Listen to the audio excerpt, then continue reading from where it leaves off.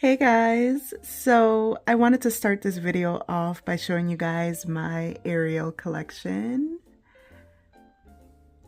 And the reason why I wanted to start off my video by doing that is because Ariel is what got me back into collecting about a year and a half ago. It'll be 2 years in June, and she means a lot to me. And when the Little Mermaid live action came out, it sparked something in me. And then when the Barbie movie came out, it sparked even more nostalgia. And one doll turned into the many dolls that I have today.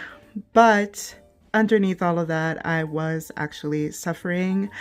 And so today's video is going to be a very hard one, but I'm going to try my best to kind of speak from the heart and just sit down and really chat with you guys and let you guys know my struggles and what I've been feeling as a collector, and as a collector with, at the time, an undiagnosed mental illness. And this video is going to deal with a lot of heavy topics, but I'm going to try to go through them as best as I can without being too overdramatic or overly emotional, because I definitely don't want this video to be that. I want this to be a video advocating mental health and getting our mental health in check, and how that is very important. So it's obviously going to be a more serious video. I will not be doing timestamps, because if you clicked on this video and you're interested in the topic, then you will stay and listen to the entire video. And if you're not, then you simply won't. And that is what it is. But yeah, guys, let's get deeper into this video. This is the Plastic Critic, where we collect, complain, and embrace our inner child, and also talk about serious topics. So let's get started. Okay, so hopefully you guys can hear me and see me well. If you guys follow me on Instagram, you guys know I purchased the Odile Playline doll because she was actually at Macy's and I was able to find her. I actually waited until they stocked her online, so I went ahead and got her. And we're going to be unboxing her while I chit chat about this very serious topic. But I also picked up the Barbie Deluxe style, the Millie face sculpt. And since I don't really like Millie, I got her because I was going to use her articulated body. You guys know how I feel about this outfit. I actually don't really like it at all. But because I don't really care for the face sculpt, I'm going to actually body swap them. So I'm going to be trying to do all of that while I chit chat with you guys. So we'll see how it goes. Because I don't have any like hot boiling water. So I'm going to try a method to remove her head that I've been seeing a lot online by other content creators. So it's when you, put her head all the way down and then pop it off. So I'm gonna attempt to do that and we'll see how it goes. Hopefully I don't break any neck pegs. But if I do end up needing some hot water to head swap them, I will go ahead and pause the video and get up and get the hot water so that I can do this. But yeah, so that's what we're gonna be doing while we chit chat. I just wanted to give her articulation. I mean, as you guys know, these basic Barbie bodies don't have articulation, which I think is weird because this one is $20. This one is $30. And I feel like for $30, we should have gotten the basic articulation. You know what I mean? But it's all good. I'm going to go ahead and give her articulation, so it's fine. And depending on how long I'm talking, we could switch her outfits and possibly even unbox another Barbie Deluxe style, because I do have another one of these dolls. So we'll see how long this video goes. I'm gonna try to like keep it short and sweet, but we'll see. So a little bit about me. I guess I'll start off telling you guys about myself. So I am 34 years old. I grew up, born and raised in Chicago. My mom is Puerto Rican and my dad is Dominican. My parents divorced at a very young age, and to be completely honest, they absolutely hated each other. Yeah, when I was a little girl growing up, like, my parents did not get along at all. Like, they couldn't stand each other. The divorce was very fresh, so right off the bat, like, I felt like I was in a tug of war, or a tug of war, shall I say.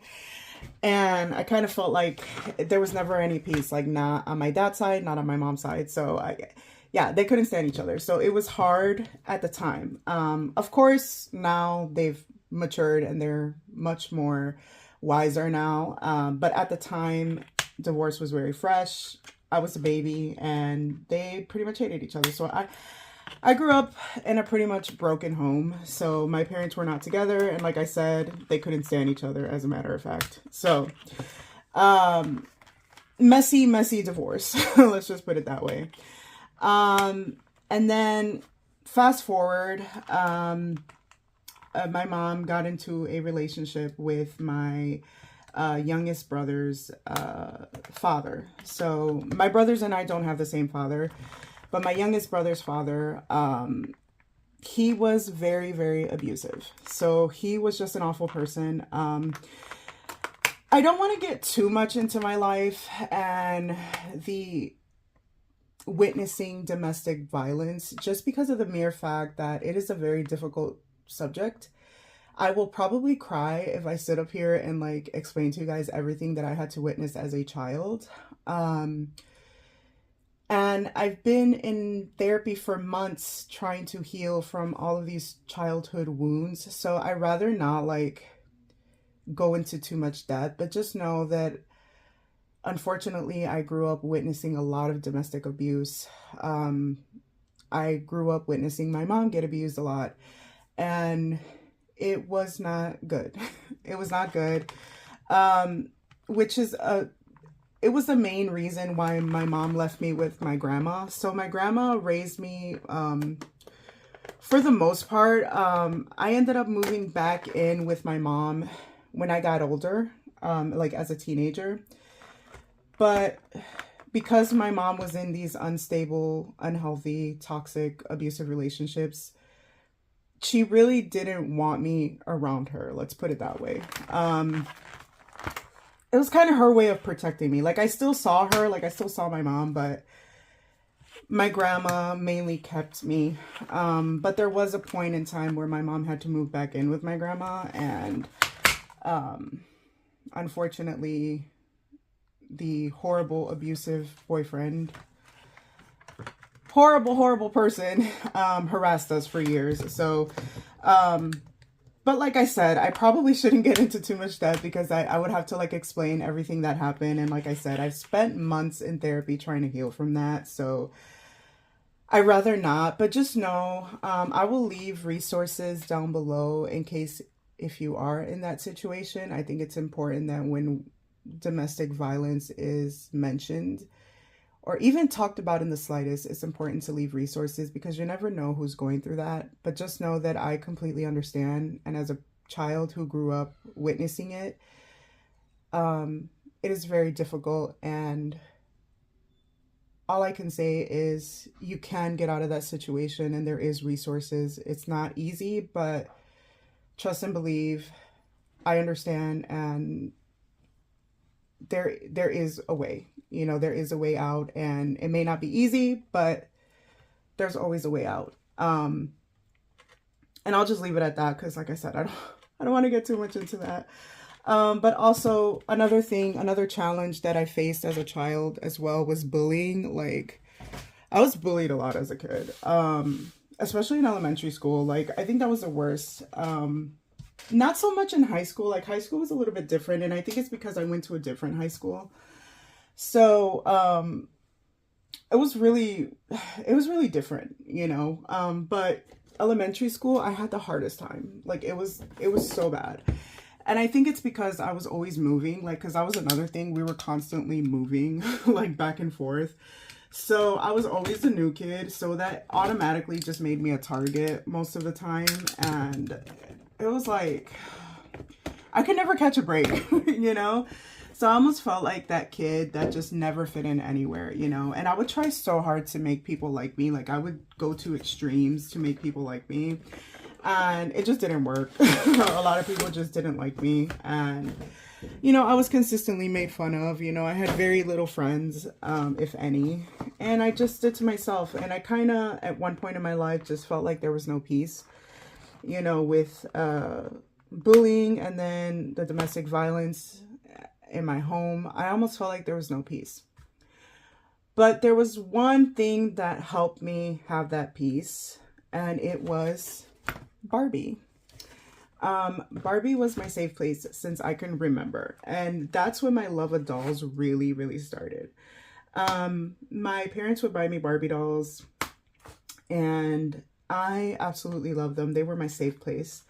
And whenever I would come home from school, from a hard day of, just being made fun of, bullied, and then I would come home and there would be chaos in home, I would go to my room and play with my Barbies, and that was my safe place. I admired Barbie so much because to me, she was perfect. I remember really wanting to be like her just because of the fact that, she was pretty, she was everything. She had friends, Ken didn't beat her up. She had such a healthy relationship with Ken. Her dream house, she had everything, and she was honestly my safe place. Another thing that was my safe place was Disney. I grew up watching all the fairy tales. I mean, I am a 90s baby, so I grew up with the best of Disney, the Disney Renaissance. So I kind of had that as my safe place as well, where I would just watch my Disney movies, when all the chaos would come, I would just do that.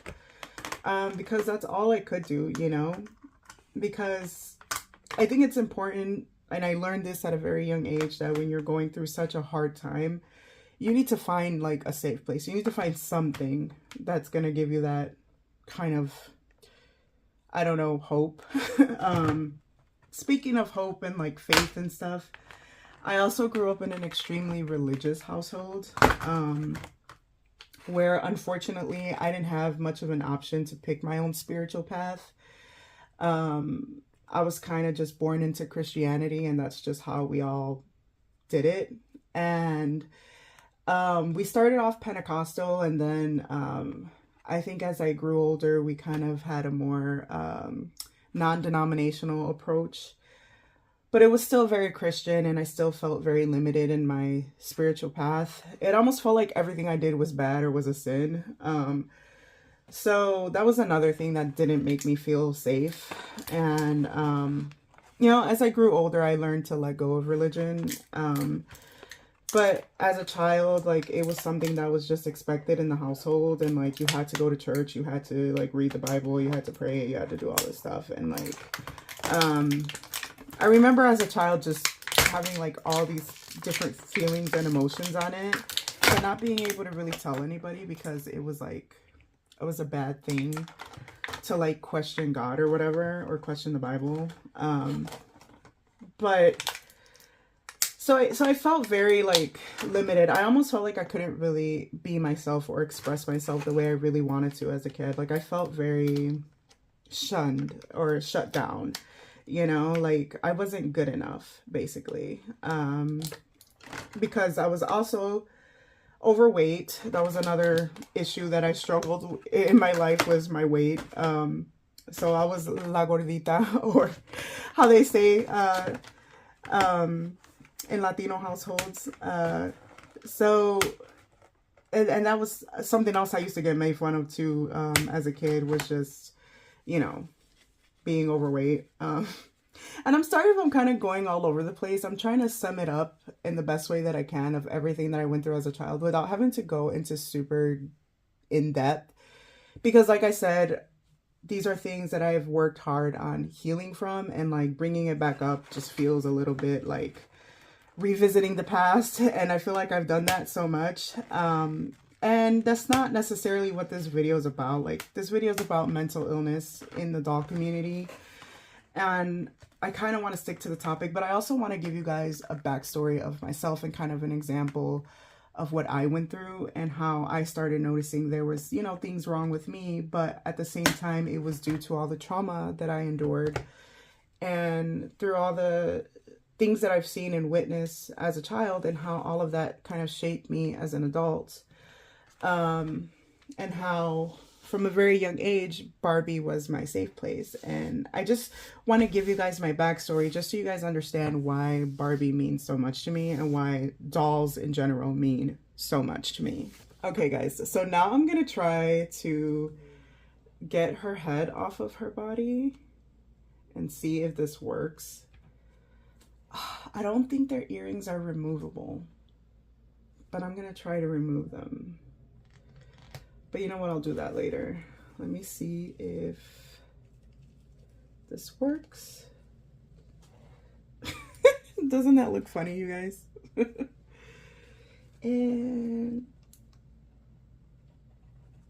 But see, I don't really want to rip the neck peg because, so I feel like when you do this, guys, be very careful. Okay, I got her head out, so that's pretty cool. So let's try it on Miss Odile. I love this face sculpt so much. She's so pretty, you guys. Oh my God. But anyway, so fast forward to my adulthood. So I started noticing patterns in myself, but I was so scared of reaching out with therapy because of the mere fact that, like, I don't know, growing up in a Latino household, like, I don't know if any of you guys can relate, but a lot of our family just doesn't really take mental illness seriously. I feel like it's sometimes shunned, and it's sometimes like thought of as being either crazy or weak. Like you can't handle yourself, like you can't, like what is wrong with you? Why are you gonna go see a therapist to tell you how to live your life, or stuff like that. And it can also be seen as you're turning away from God. Like you're not, like, seeking professional help is not trusting in God. Like you should be trusting in God. You should be praying about it. You shouldn't be having to go to a therapist, and you're not crazy kind of thing, you know? So I feel like that's very prominent in a lot of Latino households, where a lot of us are just like, no, we got it. Like we don't need this. Like we could just, you know, whatever. So for years, my own mental health went untreated.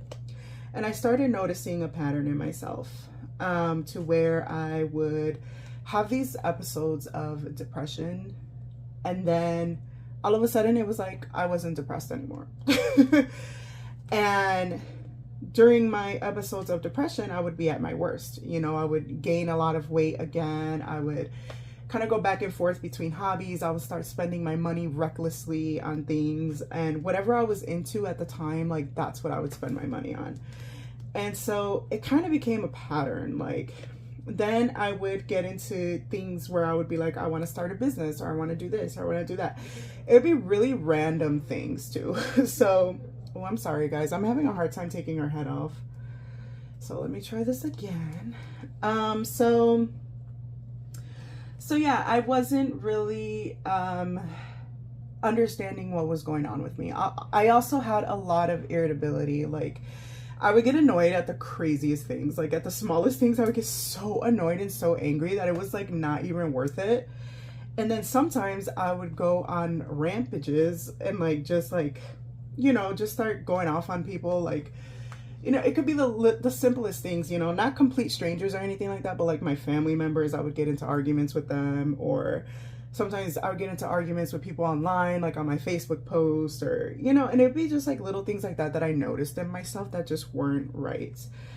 Now, before I started collecting dolls again, I didn't realize how many people in the doll community also have mental illness, and some of it is even untreated.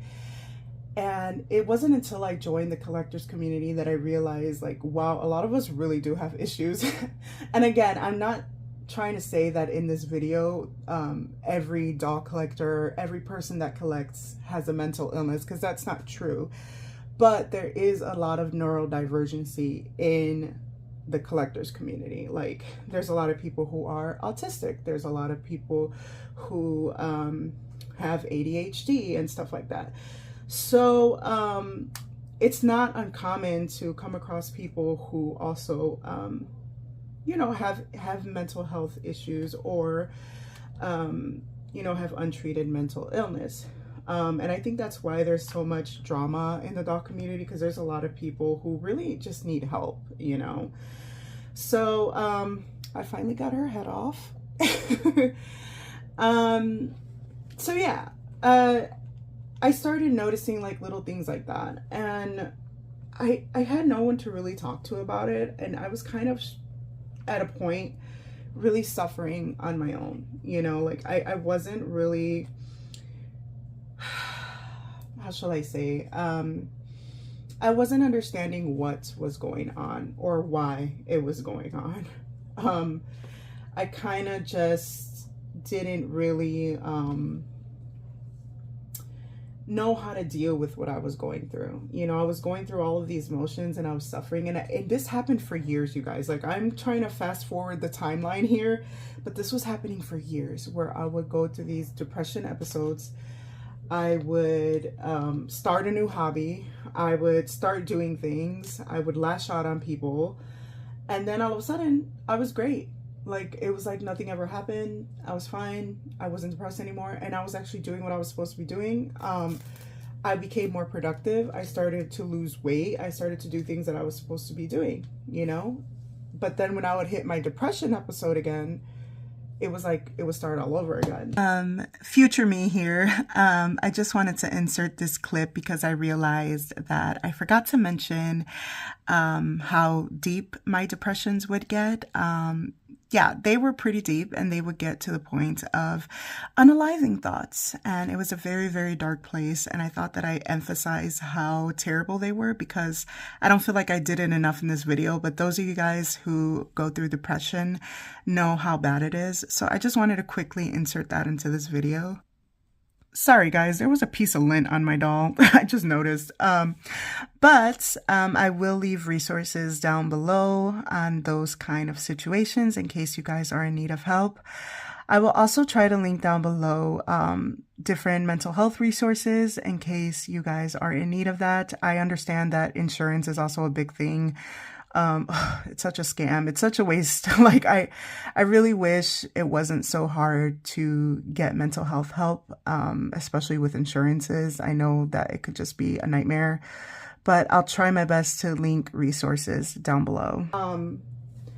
But it wasn't until I started collecting that I realized that this was a pattern, and I began to trying to search back into my childhood for pieces of that puzzle that I was missing.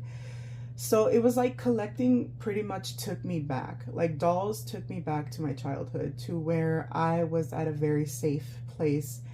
And I began to understand why I was in that safe place. And through collecting, I began to say, you know what, it's time that I start trying to seek therapy, because this is starting to really tell me something. Like, I began to really search deep within those childhood wounds that like were not healed. And I know a lot of people say like, oh, dolls are to, you know, what do you call it? It's to embrace your inner child, or it's to, it's healing your inner child. And I was like, sure, let me start trying to do that, like embracing, and not only healing, but embracing my inner child.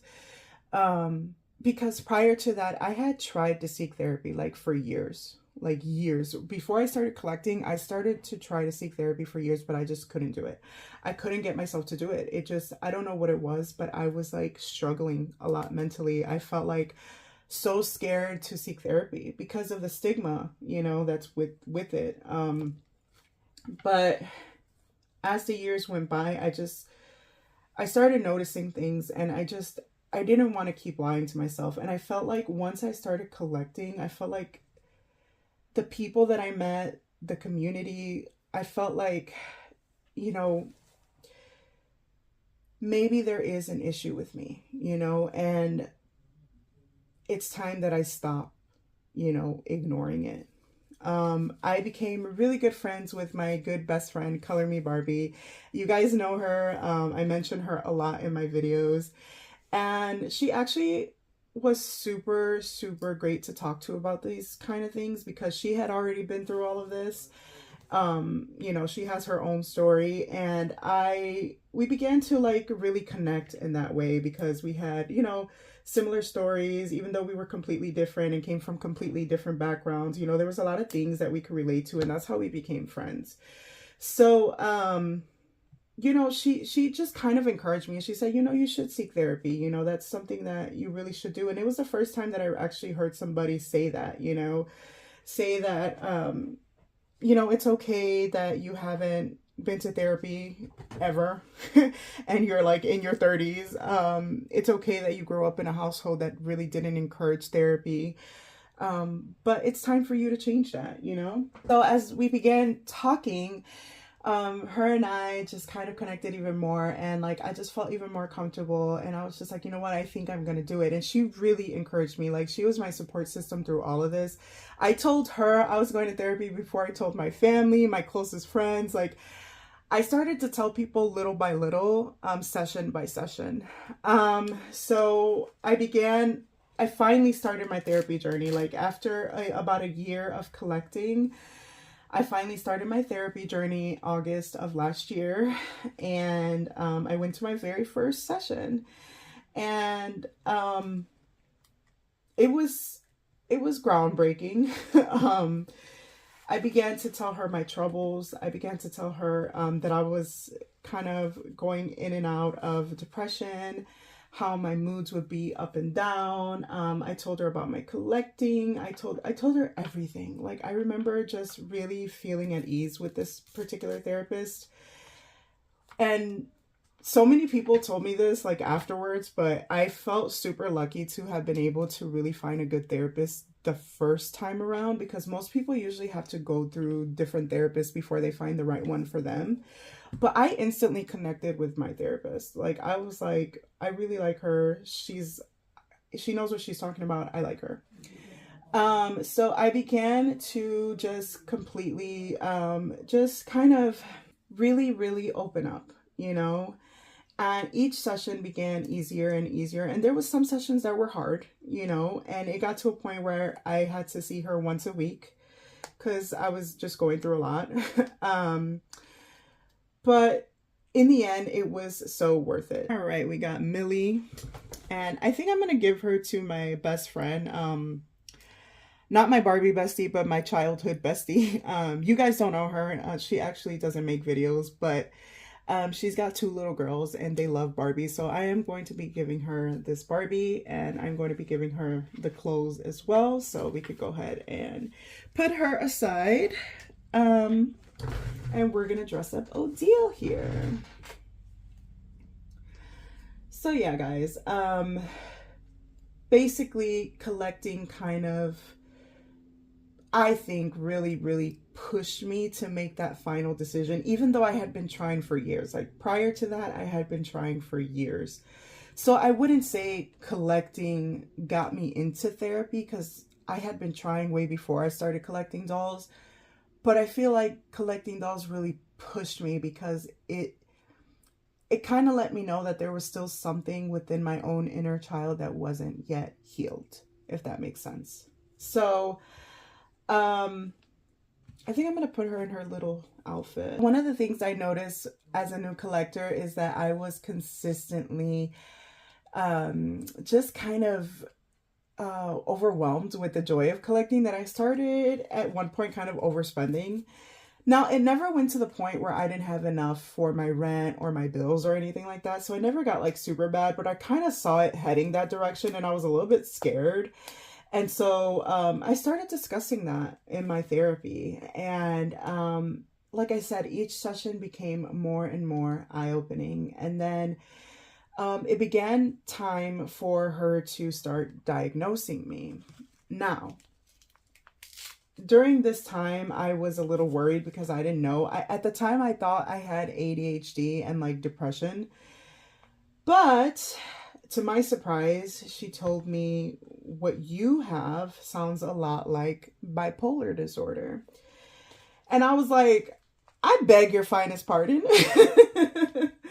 I'm like, I do not, you're not going to sit up here and tell me I have bipolar disorder.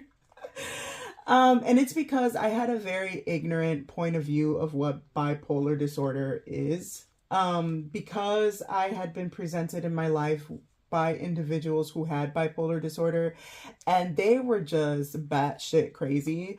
And I thought that all bipolar people were like that, like, and she basically explained to me that there is two different types of bipolar disorder. There's bipolar 1 and bipolar 2, and that I had bipolar 2 along with anxiety. So I was really, really taken aback by that. At first, I really didn't want to like believe it, but when I started doing more and more research of bipolar 2, it started to make a lot of sense to me. And I was like, yeah, my depressions do come and go. So it was kind of like one of those situations that I was just like, okay, it makes sense. The irritability, the mood swings, the kind of going back and forth, the,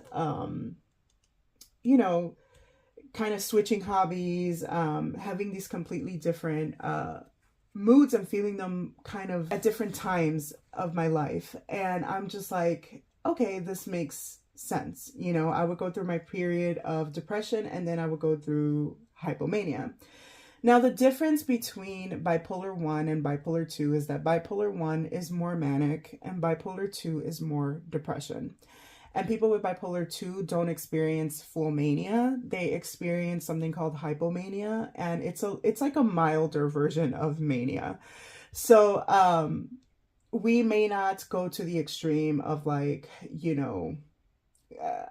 risking our lives or, just having a lot of like, I know that with people with bipolar 1, sometimes we'll have a lot of sexual experiences too.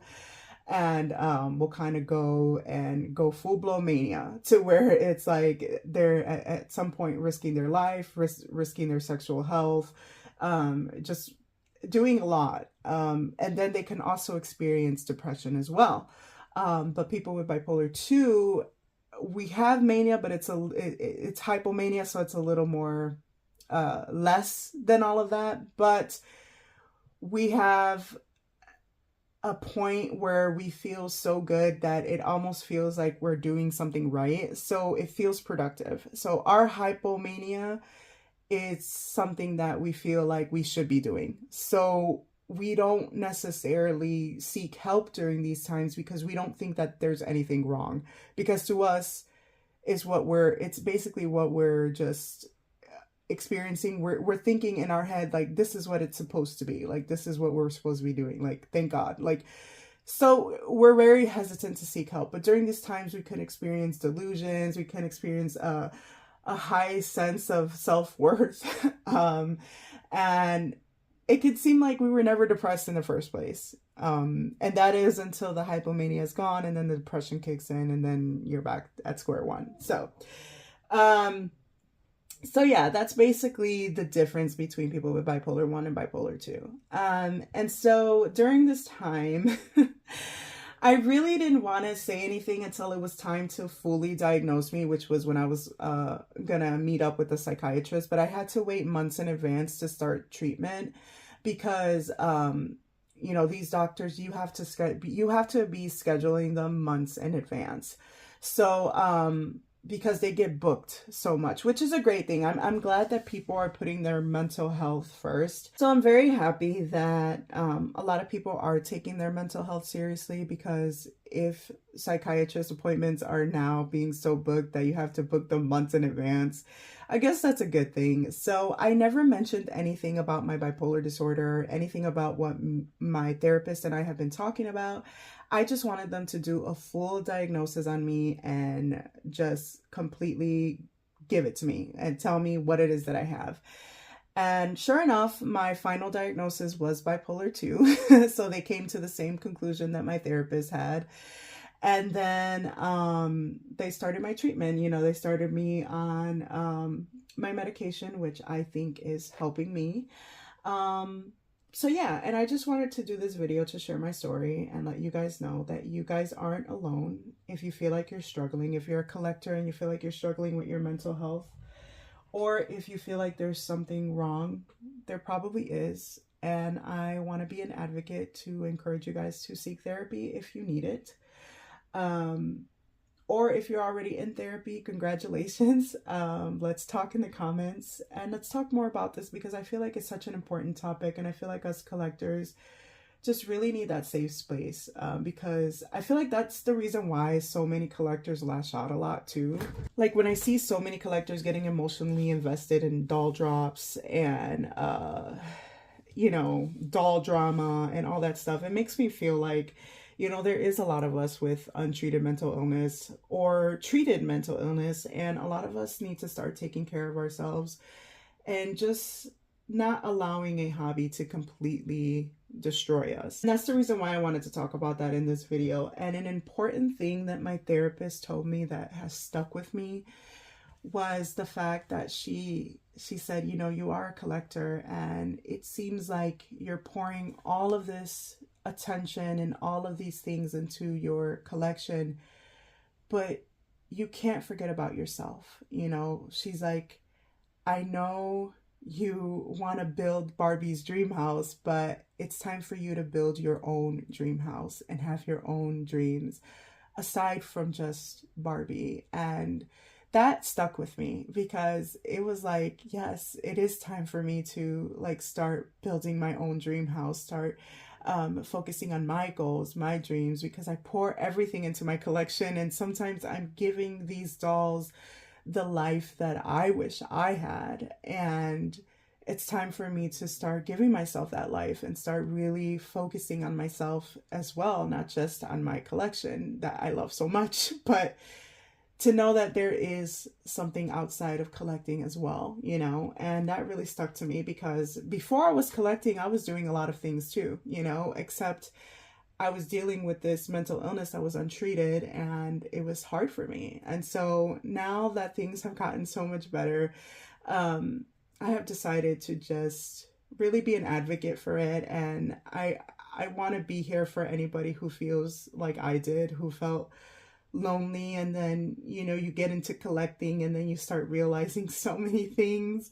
I'm sorry guys, I don't want to get emotional, but yeah. So I think that if you feel like something is wrong, if you're feeling like you're spending too much on dolls, or you're trying to search for something within these dolls, there could be more. Keep in mind, there's nothing wrong with collecting. There's nothing wrong with the hobby. There's nothing wrong with spending your money on something that you enjoy. I will always be an advocate for that. But if you feel like all of a sudden there's like something more, like you feel like there's pieces of the puzzle still missing, and you feel like you could benefit from therapy as well, definitely listen to that little voice inside your head and go for it, because you never know. And the main reason why I want to also put up this video during March is because March is Bipolar Awareness Month, if you guys didn't know. And if I could just be an advocate for you guys, I'm sorry guys, if you guys hear somebody talking in the background, it's my brother and his video games, so I apologize. But yeah, it is Bipolar Awareness Month, and I just want to be here for you guys and an advocate in case anybody is going through something similar. And I think I'm gonna leave it here, because I don't want this video to be like too over dramatic or overly emotional, but I just wanted to talk to you guys about mental illness in the doll community. I wanted to advocate for us to all seek therapy, advocate for us to just take care of our mental health, not just our dolls, but also ourselves and our mental health, because it is so important. I am going to give you guys an overview on Odile, so you guys can see what she looks like, and I'm going to be changing her outfits so you guys can see, and we'll wrap up this video. And here she is, our beautiful old deal in all of her glory. I did go ahead and pierce her ears, and I gave her the earrings of the Barbie Deluxe style. So this is what she's looking like. The piercing her ears, that was quite a process for me. It was the first time I ever tried to do something like that. So I think it turned out pretty well. I like how she looks with the earrings on. However, it was a difficult process, I'm not gonna lie. Because the hole, like, I used little thumbtacks to pierce her ears, and the hole was unfortunately too small, so I had to keep stretching it out. And yeah, because these earrings were too big for her. But this is an overview of her first outfit, and I did steal her shoes from the deluxe style as well. But yeah, this is what she's looking like. So let's see her other outfits.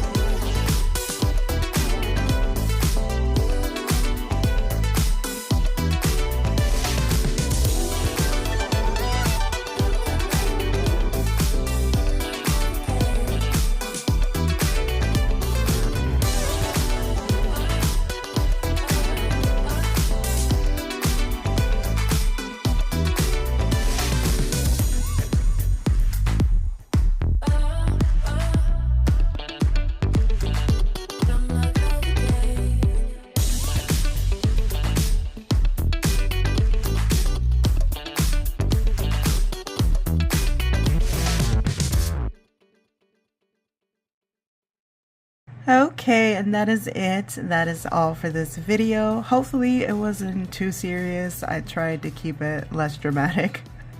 But I hope you guys enjoyed it. And remember, collectors, let's always remind ourselves that our lives are just as important as these dolls. Let's try not to get too emotionally invested in them. They are a wonderful hobby. They bring us so much joy. But let's also remember to take care of our mental health as well, and our spirits and our souls. Just remember that you guys are important, you are valuable, and we need to also take care of ourselves just the way we take care of these beautiful little pieces of plastic. Follow me on my Instagram, on my TikTok, and I thank you guys so much for watching. If you're not subscribed, do so already. It would mean a lot to me. And I'll talk to you guys in my next video. Bye.